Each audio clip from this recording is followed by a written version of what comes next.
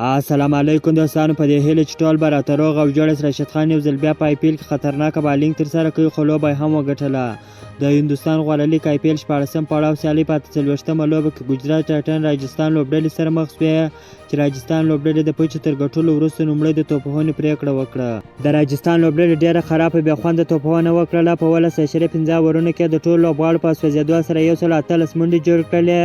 د ګجرات ټایټن لوبډلې لپاره به راشد خان ډېره خوندوره په زړه پورې توپ اچونه وکړله. په 4 اوورونو کې 14 منډې ورکړلې، 3 مهمې ویکټې هم واخیستلې.